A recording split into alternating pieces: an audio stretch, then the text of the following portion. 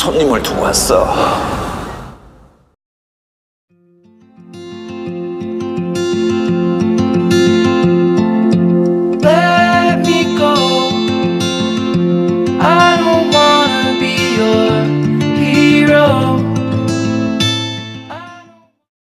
오늘의 뉴스메이커, 특유의 거침없는 입담으로 주목받는 분입니다. 정두원 전 국회의원 모시고 얘기 나눠보겠습니다. 안녕하세요. 네, 안녕하세요. 방금 전에 영상 보셨죠? 네. 이게 이제 택시 운전사의 실제 그 택시 운전을 했던 그 당시 5.18 당시에 주인공. 그렇죠. 그분을 지금 이제 사진이 나왔습니다. 찾았다는 건데 5.18은 뭐 아무 정 의원님한테도 좀 남다를 것 같아요. 어떻게 평가하십니까? 그러니까 이제 내란 목적 살인죄로 그 전두환 전 대통령이 네. 이제 형을 받았고 물론 네. 이제 감형됐지만 네. 또 5.18 피해자들이 또 보상을 다 받았거든요. 그러니까 이제 벌써 네. 이제 30년, 40년이 지난 얘기인데 네. 역사로 이제 어느 정도 자린매김하고 있은 시점에 네.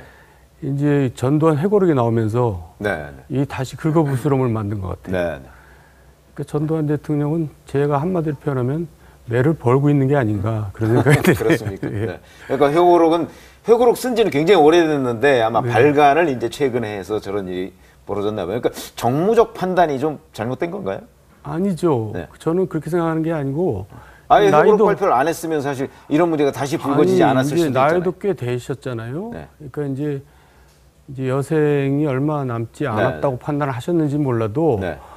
나도 이제 할 말을 하겠다 내 입장에서. 입장에서 네, 역사 속에서 내가 이런 기록을 남기겠다. 이렇게 내가 남고 싶지 않다. 이제 네. 뭐 이런 게 있지 않을까 생각해요. 자, 그 문제는 뭐 그 정도로 하고 저희가 솔직한 인터뷰로 들어가겠습니다. 첫 번째 이해운 적신호 바른정당은 뭐다? 지금 저 정당 소속은 없습니다. 없죠? 예. 그래서 이거는 뭐라고 보시겠습니까? 이해운 적신호 바른정당은 바른정당은 교섭단체가 무너진다. 현재 20석인데 네. 무너진다는 거는 뭐 이해운 대표가 이걸로 무슨 사법 처리를 당한다 뭐 이런 의미는 아니겠죠? 아니죠. 네. 그런 뜻이 아니라 네. 지금 그렇지 않아도 이제 나눠지게 돼 있어요. 네. 왜냐면 한쪽은 원래? 통합파가 있고 자강파가 있는데 네. 지금 별로 지금 분위기가 안 좋거든요. 네, 네. 그럴 때 이제 이런 사건이 나타나니까 네. 어차피 뭐 이제 그 일이 또 시기가 당겨지겠죠. 네. 당겨진다는 거는 자강론을 주장하는 분과 아니면 저 통합론을 주장하는 분이 결국 결별할 것이다 이런 얘기인가요? 예, 그 지방선거가 다가오니까 벌어진 일인데요. 네, 지금 네. 바른정당이 지방선거 지금 후보를 못 찾고 있습니다. 네, 네. 그런 마당에서 이제 의원이 자기 선거를 의식하지 않을 수 없잖아요. 네, 자기가 지방선거 후보도 못 찾으면 자기 선거가 위태롭거든요. 네. 그러니까 이제 합당을 하자, 네. 뭐 살 길을 찾아서 이제 떠나고 뭐 일부는 남고 그러겠죠. 네. 그러니까 통합론을 우리가 얘기하는 흔히 김무성 의원을 이제 중심으로 하는 거고 자강론은 유승민 의원을 중심으로 한단 말이죠. 네. 그럼 지금 예상대로 하면 결국 통합론자들 김무성 의원 계보가 바른정당에서 떨어져 나가서 뭐 자유한국당 쪽으로 간다 뭐 이런 얘기인가요? 대부분 자유한국당으로 갈 거고요. 일부는 뭐 국민의당으로 갈 수도 있고, 그렇습니다. 심지어는 저는 이 더불어민주당으로도 갈 수도 있다고 생각합니다. 네. 그게 아까 저희가 잠깐 얘기했습니다만은 그 홍준표 대표가 염려하는 이른바 인위적인 정계 개편하고는 관련이 없는 거죠. 그러니까 자발적으로 그렇죠. 이동할 것이다 지금 그 옛날처럼 뭐 의원 빼오기 그런 건 네네. 아니고요. 그런 건 아니고. 자기가 살기 위해서. 자기가 살기 위해서 자발적으로 더불어민주당 행을 택할 네. 사람도 있을 것이다. 네. 그런 얘기군요. 그런데 지금 이제 이해운 대표가 이렇게 되면서 사실은 자, 구원투수가 누가 될 것이냐 하는 거에도 저희가 관심을 가지고 있는데 엊그제 저 바른정당의 이준석 최고위원이 나와서 본인의 뭐 사견이라고 얘기하면서 김무성 의원이나 유승민 의원이 구원투수가 될 가능성이 있다. 뭐 이런 식으로 전망을 했어요. 그건 어떻게 보십니까? 두 사람이 될 가능성이 있다는 두 사람 중에 한 사람. 는 좋은데 네. 구원투수가 된다는 말은 좀 어폐가 있는 것 같아요. 무슨 얘기? 구원이 안 될 구원이 안 돼. 것이다? 어차피 바른정당은 구원이 안 됩니다. 제가 볼 때는 이 이상 나아질 수가 없어요. 지금 이상? 예. 네. 그러니까 결국 존재감도 지금 없는 상태에서 저렇게 내분을 겪고 있고 문제가 생기고 네. 거기서 뭐 두 사람이 뭐 새로운 사람도 아니고 네. 옛날 사람들인데 나타나 본들 네. 뭐가 달라지겠어요. 그러니까 굉장히 요새 소속 정당이 없다 보니까 뭐 다 이 정당 저 정당 다 비판하는 입장으로 들어가는 객관적으로 본다고 생각해요. 객관적이라고 생각하세요, 본인? 예. 그러니까 무소속 전직 국회의원의 객관적인 평가다 이렇게 저희가 이해하면 되겠군요. 네.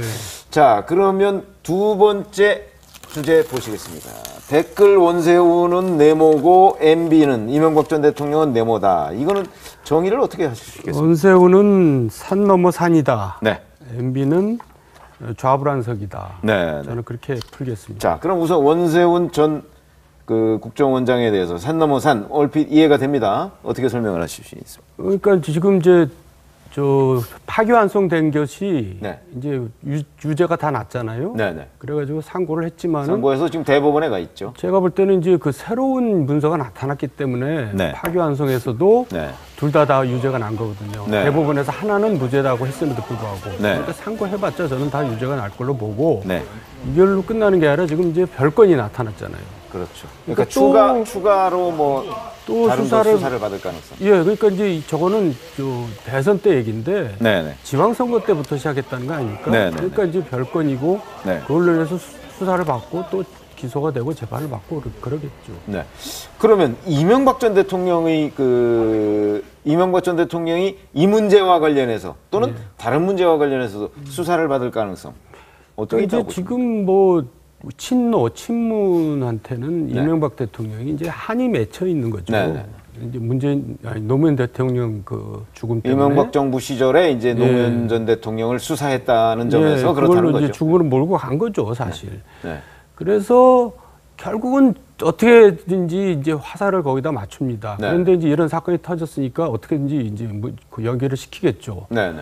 그러니까 사실 이제 중간 다 생략하고 네. 결국 원세훈 전 원장이 어떻게 얘기를 하냐에 따라서 이명박 대통령이 거기에 연결이 될 수가 있거든요. 네, 네. 그러니까 이제 좌불안석이죠. 네. 근데 이제 원세훈 전 원장은 자기가 이제 새로운 건으로 인해서 지금까지도 많이 살고 앞으로도 살아야 되는데 네. 그것이 많이 감형이 되면은 물고 들어갈 수가 있죠. 네. 그래서 제가 감옥에서 저도 출신 갔다 왔지만 억울하게 네. 네.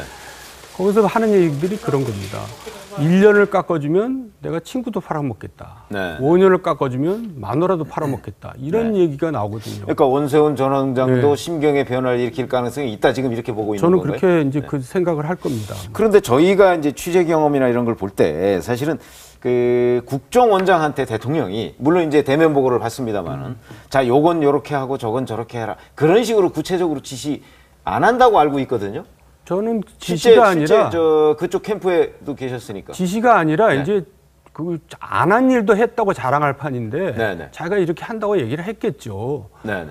그런데 이제 저가 특유의 이제 그 이명박 대통령의 그 뭐 특성이랄까 뭐냐면 네네.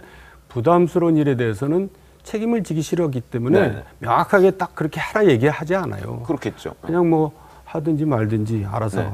그러다가 나중에 잘못되면 내가 근데 언제 뭐 하라 그랬냐. 역대 대통령들은 되게 그래요. 그래요? 되게 뭐 보면 신중하게 처리 이런 식으로 쓴다는 거 아닙니까? 거기다가? 그래요? 그러면 이제 그 참모 중에 어떤 사람은 신중에 방점을 두면은 이거 하지 말라는 얘기구나 그러고 처리에 방점을 두면 이거 하라는 얘기구나 그러고서 밀어붙인다는 거 그게 아니겠습니까? 지도자의 그 그게 조건이 뭐 뭐 지도자의 바람직한 건 아니어도 조건. 그런 식으로 많이 한다고 전 들었는데 네. 이명박 전 대통령도 그 가능성이 있죠. 제가 겪어본 대통령은 그런 면이 굉장히 강했어요. 그래서 그리고 또 굉장히 영리하고 네. 또 야갔거든요. 그래서 이런 표현이 좀 적절하지는 않지만 야갔다는 그래서- 것보다는 뭐 네, 그래서 명석하다. 뭐 명석까지는 아니고 판단이 아니 판단은 정확한 거 네, 아니에요? 아니 자기 자신에 대해서 굉장히 조심스럽다는 얘기죠. 그래서 이제 자국을 잘 안 남깁니다. 그래서 네, 네. 검찰에서 원세훈 원장에서 특별한 일이 얘기가 나오지 않는 한 네. 연결시켜서 엮어내기는 그렇게 쉽지 않아 보여요. 네. 그러니까 이명박 전 대통령이 조사받는다는 것도 쉽지 않을 것이다. 지금 이런 얘기잖아요. 네. 그렇죠? 예. 왜냐하면 흔적을 워낙 잘 남기지 예, 않는 예. 그런 스타일이기 때문에 맞습니다. 아마 이명박 전 대통령을 검찰에서 부르기도 쉽지 않을 것이다. 라고 지금 판단을 하시는 거군요. 근데 네. 그런 지금 얘기하신 이명박 전 대통령의 어떤 그런 스타일 이거를 이렇게 혹시 어떤 장면으로 소개해 줄 거 뭐 그런 거 떠오르는 거 있습니까? 그 옛날에 뭐 인수위원회 시절에 정두원 의원 또 상당히 힘을 아니, 많이 썼잖아요. 제가 이제 오랫동안 같이 일을 했지만은 네. 굉장히 부담스러운 일에 대해서 네. 결정을 이제 물을 때 네. 항상 예를 들어서 뭐 사례로 좀 들어줄 것이 있나요? 그러니까 이제 그때 박근혜 전 제 대통령하고 이제 굉장히 경쟁이 치열했잖아요. 그렇죠, 그렇죠. 그래서 박근혜 대통령의 이런 부분에 대해서 네. 이거는 그때 이제 이게 제일 참 기억이 나네요. 네. 네. 이제 그쪽에서 저 이명박 대통령을 걸었거든요. 네. 이제 도곡동이 이명박 거다. 도곡동 땅. 그러다가 이제 거꾸로 그건 저 명예훼손이고 허위사실 유포다라고 걸었어요. 네. 그래갖고 재판 이제 조사가 진행 중인데 이상득이나 이쪽에서 이제 그거를 취하해야 된다는 거예요. 아까 이명박 전 대통령 쪽에서 저 제소한 걸 취하해야 된다. 예, 이제 그 이해훈하고 저 유승민을 상대로 이제 그때 걸었던 것 같은데. 이제 조사를 이제 이해훈, 유승민을 조사하는 게 아니라 이명박을 조사하는 겁니다. 네네. 그게 사실 여부를 따지기 위해서. 네네. 그러니까 그걸 취하를 해버리면 뭔가 내가 구리게 되거든요. 그렇죠. 그런 인상을 주죠. 그때 그래서 절대 취하면 안 됩니다. 그런데 네. 이상득 뭐 이쪽에서 그냥 일방적으로 취하를 해버렸어요. 네네. 그래서 제가 이제 가가지고 네. 이러면 선거 집니다. 네네. 제가 책임지고 네. 이거는 내가 취하를 다시 또 막겠습니다. 네. 했더니 아무 대답 안 하고 있더라고요. 근데 네. 제가 가서 막았거든요. 근데 네. 결국 그러니까 그 침묵을 정 의원님은 취하라는 얘기구나 그렇죠. 이렇게 받아들인 거죠. 저는 이제 그렇게 알아듣습니다. 네네. 항상. 그래서 이제 그렇게 받고 취하했더니 그 후에 그러면 이명박 전 대통령이 뭐라고 안 하던가요? 거기에 대해서? 아니 일이 잘 됐거든요. 그러니까 잘 됐으면 결과적으로. 혹시 잘했다든가 아니면 뭐 그때 왜 그걸 그렇게 했느냐는가 뭐 이런 식의 논평이 있었으면 이 이명박 전 대통령이 이런 스타일이구나 하는 걸 새삼 깨달았을 텐데. 이제 그 양반은 마을보다도 이제 네. 신임을 저를 그때까지만 해도 했죠. 그래서 여러 가지 일을 많이 맡겼죠. 네. 그 후로도. 네. 자, 또 하나 이제 원세훈 전 원장과 관련해서 사실은 그 더불어민주당의 김병기 의원, 국정원 출신이죠. 그 원세훈 전 원장 부인이 뭐 갑질을 많이 했다 뭐 이런 거를 이제 뭐 폭로라고 해야 되나 일단 하여튼 공개를 했어요. 네. 원세훈 전 원장 쪽에서는 부인을 했고 네. 그 부분은 뭐 원세훈 전 원장도 잘 아실 테니까 아니, 저도 어떤 느낌을 갖습니까? 저도 방송에 나와서 그 얘기를 하길래 네네. 아니 사실 나도 그 얘기를 들었다. 국정원 직원한테. 들었다. 네. 근데 내용이 좀 다르더라고요. 뭐 네네. 물을 마시는데 뭐 잠궜다 그러는데 아니 물을 마셨다고 잠그겠습니까? 글쎄 저는 그것도 좀 이상하다고 생각을 제가 했어요. 듣기에는 굉장히 귀한 걸 누가 이제 파출부가 이제 네네. 먹었나 봐요. 그래갖고 네. 그걸 막 기절할 정도의 야단을 치고 네. 그러다가 이제 잠궜다 이렇게 들었는데. 물은 아니고 물보다 네. 훨씬 귀한 거. 네. 근데 제가 이제 얘기를 했던 이유는 그거는 뭐냐면 뭐 좀 그럴 수도 있겠다 싶은 생각은 드네요. 왜냐하면 그 국정원 현직 직원들이 그런 얘기를 하거든요. 네, 그러니까 네, 원장이 얼마나 미웠으면은 네. 원장을 보호하려고 그런 게 아니라 저렇게까지 얘기를 할까 네, 그런 생각이 들었죠. 네. 자, 그러면 솔직한 인터뷰 세 번째 주제 보시겠습니다. 문재인 정부의 인사 시스템은 뭐다? 네. 사실 우리 정도현 의원님도 네. 그 이명박 정부 인수위원회 때 인사에 좀 관여를 한 이건 개입이 아니고 관여를 한 적이 있지 않습니까? 예. 지금 문재인 정부 인사 시스템을 뭐라고 정의할 수가 있을까요? 당연지사다죠. 당연지사? 예, 생각해 보세요. 지금 그러니까 무슨 얘기예요? 뭐 우리가 인사가 이렇게 막 그 문제되는 게 당연지사라고 보시는 당연한 거예요? 거죠. 그러니까 우리가 지금 청문회가 생긴 이후로 지금까지 어느 정부에서 네. 인사가 제대로 조용히 된 적이 있냐고요. 네, 네. 그러면은 그 사람들이 뭐 능력도 부족하고 뭐 불성실해서 그렇게 할 수도 있지만 네. 구조적으로 그렇게 되도록 돼 있다는 겁니다. 네. 그러니까 청문회는 굉장히 국민들의 기대 수준은 높고 네. 우리의 현실은 지금까지 대한민국의 현실은 그렇지 않고 네. 이 갭이 큰 거거든요. 네, 네. 그러니까 번번이 똑같은 일이 반복되는 거죠. 네.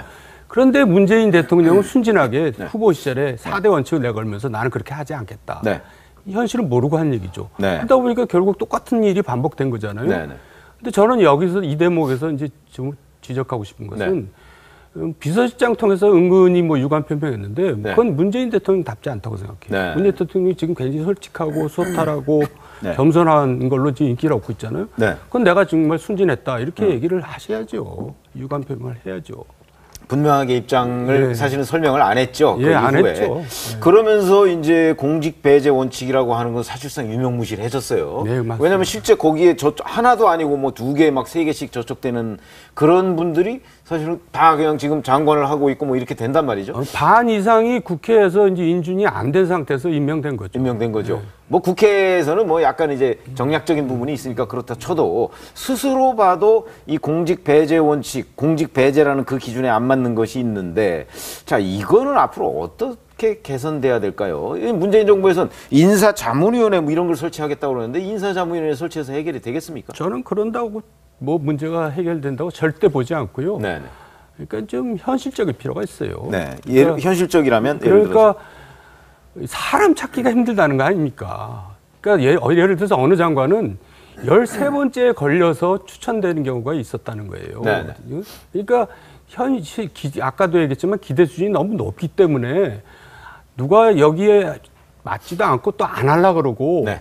그래서 우리가 이제는 정말 어떤 도덕성이나 이런 것보다 능력 위주로 가야 된다. 저는 그렇게 생각합니다. 그러니까 그럼 도덕성이 없어도 되는 건가요? 물론 있으면 네. 더욱더 좋겠지만은 네.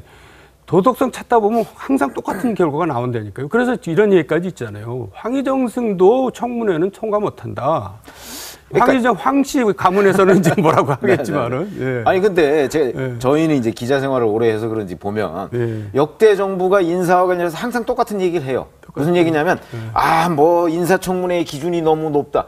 그러면 법률로 인사청문회의 기준을 여러 가지로 이렇게 제한을 해서 뭐 그 기준을 낮추거나 국민의 기대 수준을 낮추는 쪽으로 노력을 하든가. 예. 또 하나는 자, 찾아봐도 사람이 없다 그러는데 저희가 기자로서 이렇게 찾아보면 사람 많습니다. 그렇습니까? 그런데 한쪽 눈을 감으니까 사람이 안 보이는 거다. 저희는 그렇게 생각하거든요. 기자적인 관점에서 보면. 지금 앵커가 지적하신 부분에 대해서는 네. 저도 평소에 생각했던 건데 제가 얘기를 못 했네요. 저는 네, 적극 동감입니다. 네. 그러니까 예를 들어서 문재인 대통령, 과거에 이제 박근혜 대통령도 마찬가지고 이명박 대통령도 마찬가지였는데 자, 우선 누가 이렇게 추천이 딱 올라오잖아요. 그러면 이 사람 내 편이 아니야. 이거부터 따지잖아요. 그러니까 자기하고 네.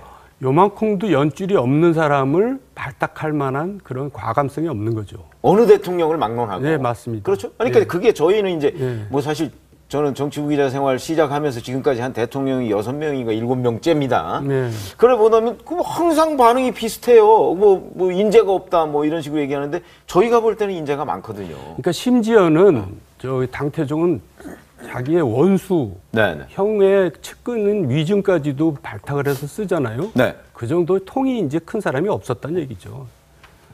네. 네, 그러니까 이제 그 정도 뭐라 그럴까 그 탕평 뭐 이런 얘기를 할 정도면은 네. 진짜 그렇게 탕평 인사를 해야 되는 건데 말만 탕평하는 거죠. 근데 문재인 정부도 사실은 탕평 인사를 하겠다. 그게 문재인 후보가 그렇게 얘기를 한 적이 있어요. 네. 그리고 실제 지난번에 취임 100일 기자회견 때 보니까 탕평 인사도 하고 뭐 이래서 국민들로부터 상당히 좋은 평가를 받고 있습니다라고 문재인 대통령이 얘기를 했는데 문재인 대통령이 지금까지 이제 인사는 대충 완료된 것으로 보여요. 예. 탕평 인사로 꼽을 만한 게 기억나는 게 있습니까? 없죠. 뭐 기껏해야 이제 네. 장하성 장하성 실장이 안철수 치옥이었다 그러는데 우리 국민들이 생각할 때는 그걸 탕평이라고 생각하지는 않는 것 같고 네. 그래서 그 부분에 대해서 인사에 대해서 그렇게 얘기하는 부분에 대해서 제가 느낀 게 뭐냐면 대통령이 이제 슬슬 인기에 젖어가는구나 이제 오만해지기 시작하는구나 그런 느낌을 받았어요. 네. 사실 저는 투표를 안 한 사람이지만 문 대통령이 처음 하는 거 보고 나 찍을 걸 그랬나 이런 생각이 들었는데 지금 보니까 이제 점점 이제 오만 쪽으로 이제 가고 있는 것 같아서 걱정이 많습니다. 자, 그리고 하나 아까 참 제가 질문하려다가 좀 깜빡했는데 지금 인위적 정계 개편 얘기를 홍준표 자유한국당 대표가 했어요. 근데 인위적 정계 개편이 아니더라도 아까 말씀하신 것 중에 지금 그 바른정당 의원 중에서도 더불어민주당으로 갈 사람도 있고 그다음에 국민의당으로 갈 사람도 있고 자유한국당으로 복귀할 사람도 있고 남을 사람도 있다 이렇게 얘기를 했거든요. 근데 이제 내년에 지방선거가 있잖아요. 선거를 앞두고서는 대개 어떤 식으로든 소규모든 대규모든 뭐 정계 개편이 있어 왔던 게 과거 경험인데 이번에는 어떻게 보십니까? 그러니까 이제 선거 연대는 가능하겠죠. 예를 들어 서울시장 얘기를 빼먹었었는데 지금 서울시장은 후보가 박원순, 안철수, 황교안 뭐 이 정도잖아요. 근데 당연히 박원순이 됩니다. 지금 같으면. 근데 안철수가 되려면 이제 선거 연대를 해야 되겠죠. 그러니까 뭐 바른당이나 저기 이제 자유한국당에서 후보를 안 내고 그렇죠. 그런 상황이 돼야죠. 또 경기도는 바른당에서 내고 인천은 자유한국당에서 내고 이런 선거 연대가 이루어지면 가능하죠. 근데 선거 연대가 가능할지는 저는 여기서 뭐 큰 소리 못 치겠어요. 어려울 겁니다. 알겠습니다. 오늘 말씀 여기까지 듣겠습니다. 감사합니다.